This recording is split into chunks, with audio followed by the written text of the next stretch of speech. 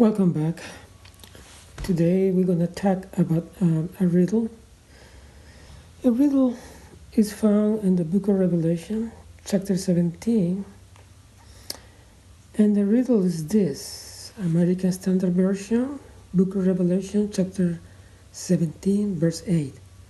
The beast that two souls was and is not, and is about to come up out of the abyss. That's the riddle. Can anyone tell me? Can anyone say what it is? It's saying some kind of beast that was in the past, is not in the present, but is going to be in the future. To solve this riddle, we have to solve another riddle. And it is found a few verses later. Let's see the second riddle. If we can solve this riddle, we can solve the first one. Here we go. American Standard Version, Book of Revelation, chapter 17, verse 9. Here is the mind that has wisdom. The 7 heads are 7 mountains on which the woman sitteth. Verse 10. And there are 7 kings. The 5 are fallen, the one is, the other is not yet come, and when he comes, he must continue a little while. Verse 11. And the beast that was and is not is himself also an 8th, and is of the 7th, and he goes into perdition. Okay, the second riddle. That's the second riddle. Okay, it's not. It doesn't look so easy at the beginning, but to really understand what's going on, we need to read the whole chapter. Let's go back to the beginning. Let's see. American Standard Version, Book of Revelation, chapter 17, verse 1. And there came one of the 7 angels that had the 7 bowls, and spake with me, saying, Come hither, I will show thee the judgments of the great harlot that sitteth upon many waters. 2. With whom the kings of the earth committed fornication, and they that dwell in the earth were made drunken with the wine of her fornication. Verse 3. And he carried me away in the spirits into wilderness, and I saw a woman sitting upon a scarlet-colored beast, full of nameless blasphemy, having 7 heads and 10 horns. Okay, let's stop here. What we're going to do here is very important to understand the riddles. There is a woman sitting on a red beast that has 7 heads, and this is very important.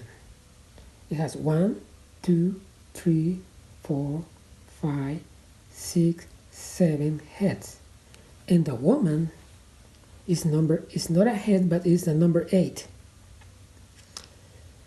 Verse 4.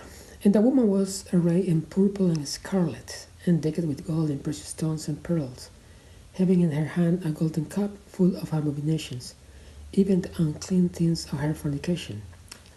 Okay, the woman was arrayed in purple and scarlet means, purple means royalty. This woman has royalty. Is a real king and queen. And scarlet means blood. This woman is going to kill. But let's see what it is. Verse 5.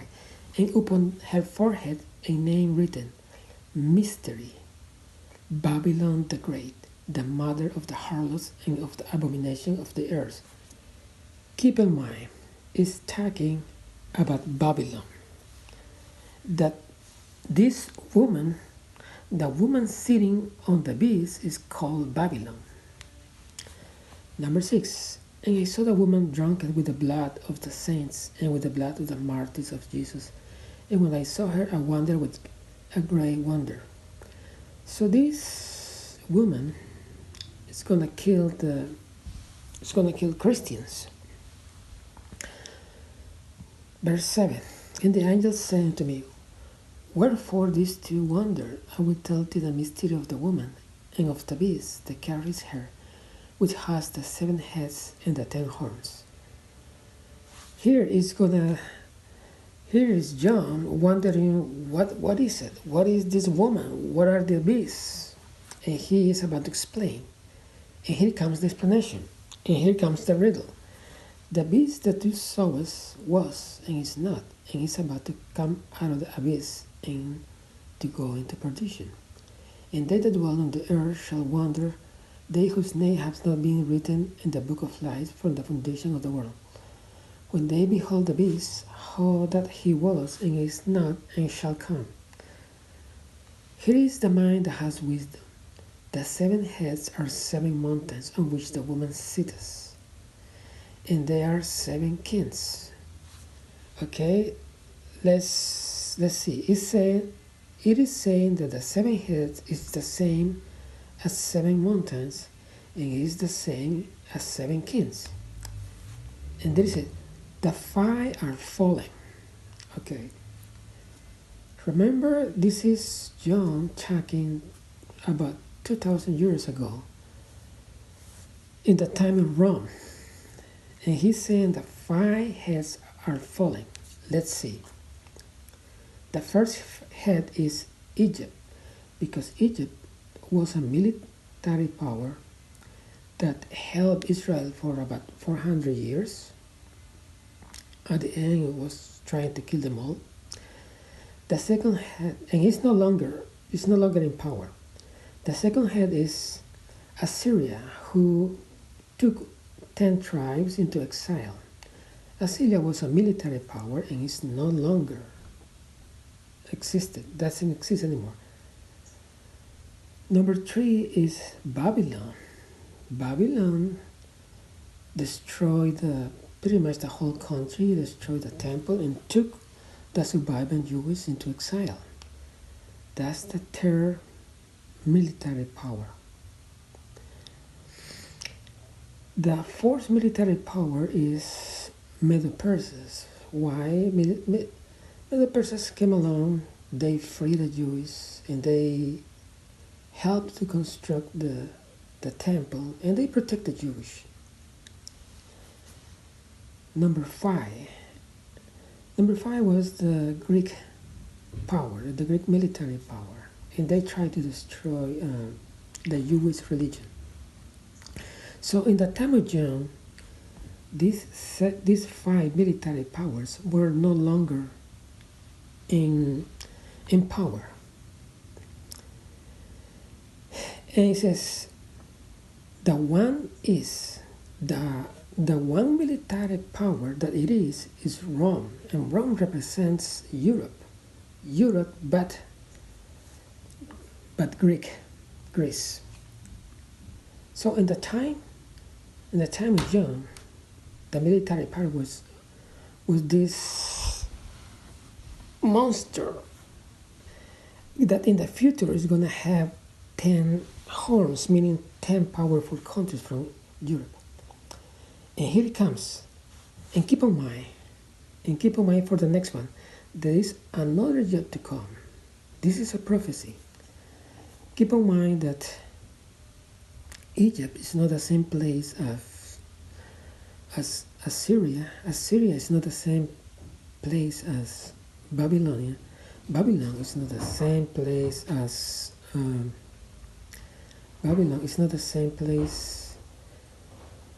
Assyria. Medo-Persia is not the same place as the Babylonian.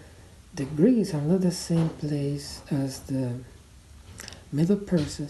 The Roman Empire is not the same as Greece. Therefore, the future military power is not going to be Rome. It's not going to be Europe. It's not going to be any of the countries that I just mentioned. And it's probably going to help Israel, or it's going to try to destroy it. But it's not easy to describe, because the 7th military power, according to the book of Revelation, is a beast that is on the land, looks like a lamb, but acts like a dragon. So there is a big difference. If you were thinking about the United States, because the United States is a big power and is helping Israel, maybe that's something that it requires a whole discussion. And when he comes out, he must continue a little while.